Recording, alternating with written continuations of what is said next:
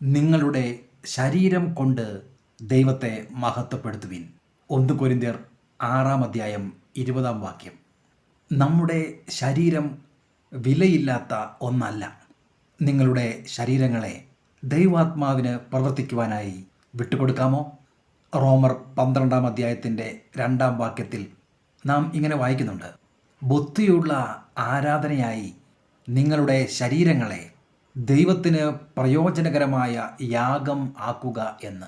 ബുദ്ധിയുള്ള ആരാധന എന്ന് ഇവിടെ പറഞ്ഞിരിക്കുന്നത് നമ്മുടെ ശരീരങ്ങളെ ദൈവാത്മാവിന് പ്രവർത്തിക്കുവാൻ തക്കവണ്ണം വിട്ടുകൊടുക്കുന്ന ഒരു കാര്യത്തെയാണ്.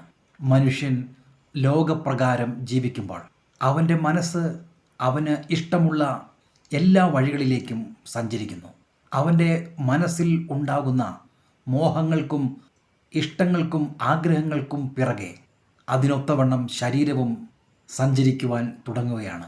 ദൈവാത്മാവിന് പ്രവർത്തിക്കുവാൻ ഒരു ശരീരം ആവശ്യമുണ്ട് എന്നതുപോലെ തന്നെ പൈശാചിക ആത്മാക്കൾക്കും പ്രവർത്തിക്കുവാൻ മനുഷ്യരുടെ ശരീരം അവർക്ക് ആവശ്യമായിട്ടുണ്ട്. ഒരു മനുഷ്യനെക്കുറിച്ചുള്ള ദൈവത്തിൻ്റെ പദ്ധതി എന്ത് എന്ന് മനസ്സിലാക്കാതെ ലൗകികമായ കാര്യങ്ങളിൽ മാത്രം അഭിരമിച്ച് ജീവിക്കുന്ന ഒരു മനുഷ്യനെ സംബന്ധിച്ചിടത്തോളം അവൻ്റെ ശരീരം അനീതിക്കായി ഉപയോഗിക്കപ്പെടുകയാണ്. ദൈവാത്മാവില്ലാത്ത ശരീരം പിശാച് ദൈവത്തിൻ്റെ പദ്ധതികളെ അട്ടിമറിക്കുവാനായി ഉപയോഗിക്കുകയാണ്. നാം ഇന്ന് കാണുന്ന വാർത്തകളിൽ അമ്മമാർ പിഞ്ചു കുഞ്ഞുങ്ങളെ കൊന്നിട്ട് അവർ ആഗ്രഹിക്കുന്ന ഒരു പുരുഷൻ്റെ പുറകെ പോകുന്നു.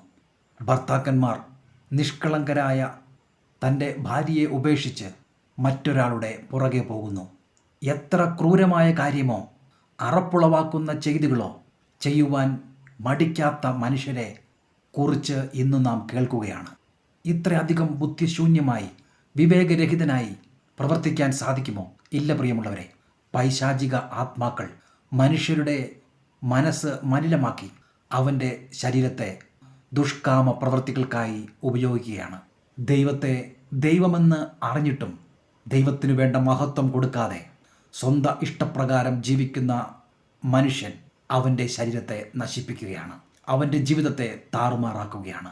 പ്രിയരെ, നമുക്ക് ദൈവാത്മാവിനോട് ഒത്തുചേർന്ന് നടക്കാം. നമ്മുടെ ഈ ശരീരം കൊണ്ട് ദൈവത്തെ മഹത്വപ്പെടുത്തുന്നവരായി ജീവിക്കാം.